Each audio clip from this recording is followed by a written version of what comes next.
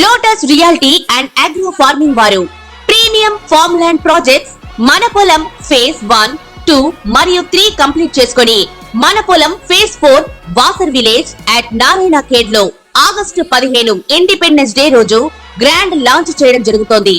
Launching మరియు independence day సందర్భంగా 5 guntas land out rate లో బుక్ చేసుకున్న వారికి 1,50,000 రూపాయల డిస్కౌంట్ తో పాటు 2 గ్రాముల గోల్డ్ ఫ్రీగా ఇస్తున్నారు. పూర్తి వివరాలకు సంప్రదించండి. జ్ఞానానందమయం దేవం నిర్మలా స్ఫటికాకృతిం ఆధారం సర్వజ్ఞానం హయగ్రీవ ఉపాస్మయే. మీరు వృషభ లగ్నము వృషభ రాశి వారు అని చెప్పడానికి 10 కారణాలు. అవేమిటంటే స్థిరమైన అభిప్రాయాలు ఉద్దేశాలు ఉన్నవారైతే, అంటే వృషభ రాశి స్థిర లగ్నం, మంచి సుఖాలాసులు అంటే ఎప్పుడు కూడా సుఖంగా ఉండాలని కోరుకునేవాడు, అనుభవానికి ప్రాధాన్యత ఇచ్చేవాడు, రిస్క్ తీసుకోవడానికి ఇష్టపడని వాడు, మీరు పెద్ద విమర్శకులైతే, స్వతంత్రంగా ఉండాలనుకునేవారు అయితే, అప్పుడప్పుడు నాటకీయత ప్రదర్శించేవారైతే, అంటే నటిస్తూ ఉంటారు వీళ్ళు, సహాయం చేసేవారైతే, ఇతరులకు కూడా సహాయం చేసేవాళ్ళైతే, మీకు నమ్మదగిన వారు అని అనుకుంటే, ఎంత కష్టపడడానికైనా వెనుకాడని వారు అయితే మీరు తప్పకుండా వృషభ రాశి వారే అవుతారు. వృషభ లగ్న వివాహ యోగాలు. వృషభ లగ్న జాతకులకు సప్తమాధిపతి కుజుడు, లగ్నాధిపతి కలత్రకారకుడు శుక్రుడే కావడంచే శుక్రుడి యొక్క బలం చాలా అవసరం. అదేవిధంగా స్త్రీ జాతకంలో కుజుడు వివాహకారకునిగా చెప్పబడంతో కుజుడిని కూడా ఇదే విధంగా విచారణ చేయవలసి ఉంటుంది. లగ్నము శుక్రుడు, సప్తమాధిపతి కుజుడు, భాగ్య వ్యయాధిపతిగా శనిని ఇదే విధంగా చంద్రాతో బలాన్ని విచారణ చేసి నిర్ణయించవలసి ఉంటుంది. వృషభ లగ్నం వారికి సంబంధించిన వివాహ యోగాలను పరిశీలిస్తే కుజుడు లేదా శుక్రుడు 3, 6, 10, 11లో ఉన్నప్పుడు వివాహ అనంతరం, అంటే వివాహం తర్వాత వీళ్ళకి భాగ్యయోగం అనేది చెప్పవచ్చు. అంటే వివాహం తర్వాత వీళ్ళకి బాగా కలిసి వస్తుంది. కుజుడు వృశ్చికం అందుండి, అంటే వృశ్చికం అనేది కుజుడికి స్వక్షేత్రంలో ఉండి శని చేత చూడబడిన 2 వివాహాలు అనేవి జరుగుతాయి. శని చంద్రులు సప్తమ స్థానంలో ఉండి రవి లగ్నంలో ఉండగా వివాహము అనేక ఇక్కట్లకు కూడా కారణమవుతుంది. వివాహం కాకపోవడం లేదా ఆలస్యం కావడము, ఇందులో ఏదో ఒకటి జరిగే అవకాశం అనేది ఉంది. శని 12, రవి 2లో ఉండగా, అంటే పాప అర్గలం, అంటే ఆ లగ్నానికి వృషభ లగ్నానికి ద్వితీయంలో రవి, వెనక అంటే 12వ స్థానంలో శని ఉంటే దీన్ని బలహీన శుక్రుడు అని అంటారు. శుక్రుడు బలహీనమైన అవివాహితులుగా, అంటే వివాహం కానివారుగా జీవించే అవకాశాలు కూడా ఉన్నాయి. అంటే వివాహం కాకుండా అలాగే ఉంటారు. శని షష్టమంలో, అంటే 6వ స్థానంలో,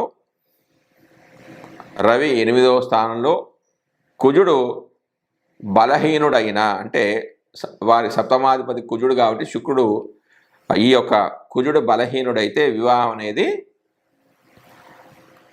బలహీనుడైతే వివాహం అనేది జరుగుతుంది.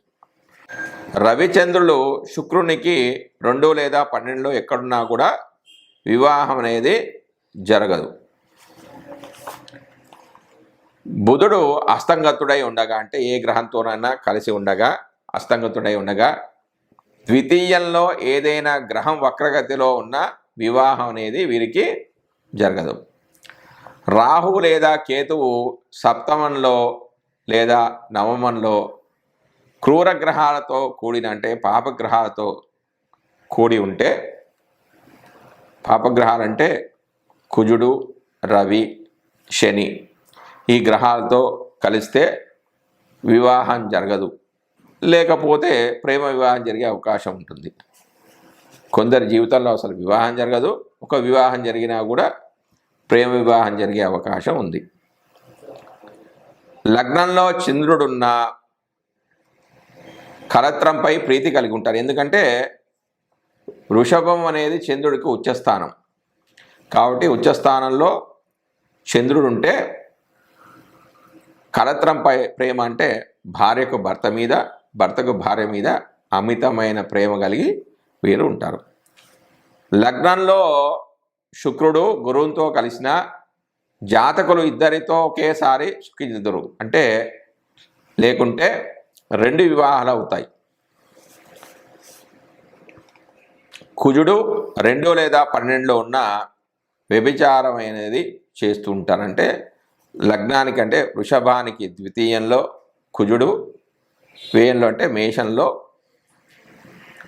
కానీ కుజుడు ఉంటే, అంటే 2వ స్థానంలో కానీ 12వ స్థానంలో కానీ ఉంటే వీరు వ్యభిచార వృత్తిని అనేది చేపడతారు. వృషభ లగ్నం కుజ నవాంశలై ఉండగా, అంటే నవాంశలో కుజ నవాంశలో ఉండగా, అంటే నవాంశలో 9వ స్థానంలో మేషంలో కానీ వృచ్చికంలో కానీ కుజ నవాంశలై ఉండగా, సప్తమంలో శని ఉన్నా లేదా పూర్ణ దృష్టితో చూసినా వీళ్ళకి సుఖరోగాలు అనేవి ఎక్కువగా ఉంటాయి. అంటే ఎక్కువ మందితో కాంట్రాక్ట్ ఉండడం వల్ల, వీరు చేయడం వల్ల వీళ్ళకి సుఖరోగాలు అనేవి ఉంటాయి. చంద్రుడు వృచ్చికంలో, శుక్రుడు సింహరాశిలో ఉన్న జాతకులు అత్తవారి ధనాన్ని, ఆస్తిని పొందుతారంటే వీరికి కలత్ర మూలకంగా వీరికి ధనం అనేది ప్రాప్తిస్తుంది. చంద్రుడు శరీరాశిలో ఉన్న కలత్రం అనేది సున్నితంగా ఉంటుంది, అంటే సౌమ్యంగా ఉంటుంది, భర్త చెప్పిన మాటలు వింటూ ఉంటుంది. అంటే చంద్రుడు సౌమ్యమైన గ్రహం, అంటే స్త్రీ గ్రహం కాబట్టి. కుజుడు అష్టమంలో ఉన్న ఆ స్త్రీ కుటిల స్వభావి, ప్రేమ వివాహం అన్న ప్రీతి కలిగి ఉంటుంది. అంటే అష్టమంలో ఉంటే కుటిలంగా ప్రవర్తిస్తూ ఉంటుంది. వీరికి ప్రేమ వివాహం పైన మక్కువ ఎక్కువగా ఉంటుంది.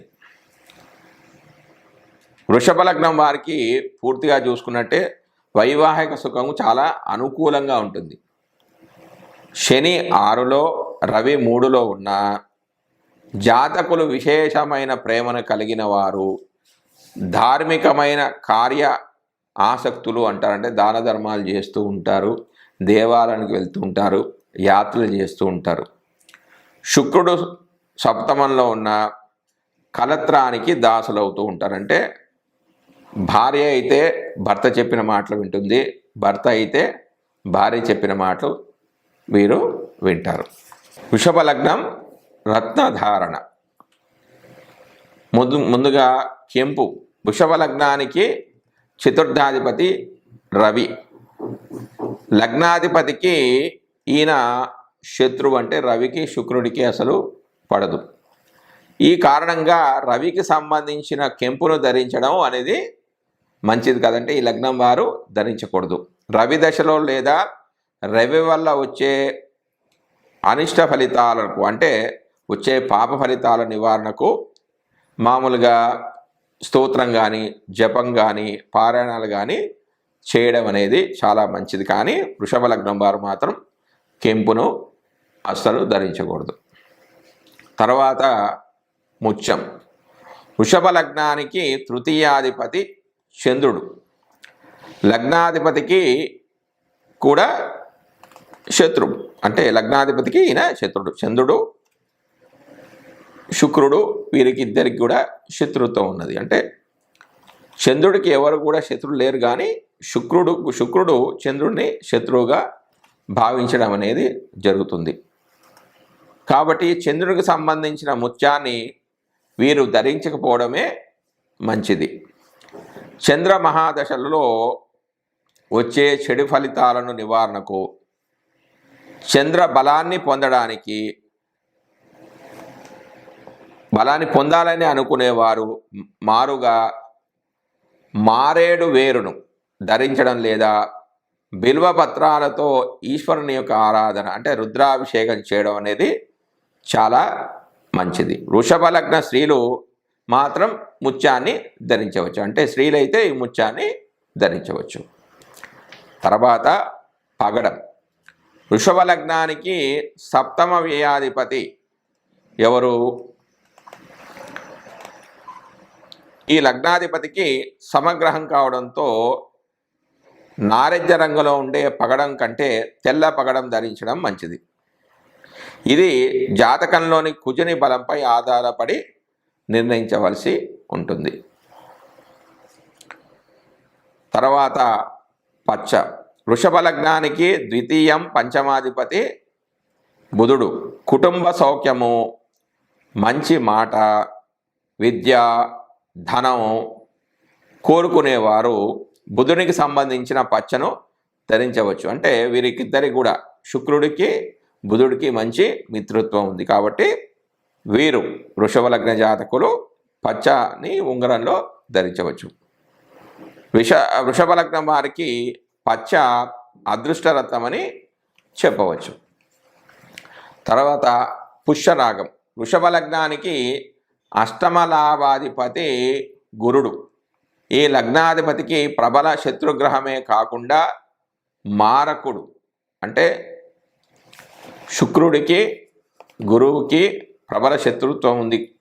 ఇది కాకుండా ఈ లగ్నానికి ఈ గురుడు మారకుడు, అంటే అనారోగ్య సమస్యలను కూడా ఇవ్వగలడు. కాబట్టి గురుని రత్నమైన పుష్యరాగాన్ని ఈ లగ్నం వారు ధరించకపోవడమే చాలా ఉత్తమము.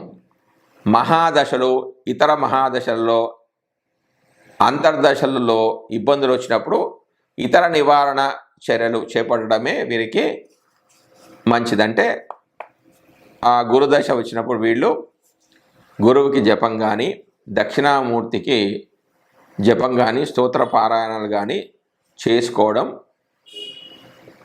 చాలా మంచిది. తర్వాత వజ్రం. వృషభ లగ్నానికి లగ్నాధిపతి షష్ఠాధిపతి శుక్రుడు, యోగకారక గ్రహం. లగ్నాధిపతి కావడంతో శుక్రునికి చెప్పబడిన వజ్రాన్ని వీరు ధరించవచ్చు. వృషభ లగ్నం వారు తప్పకుండా ధరించవలసినది వజ్రం.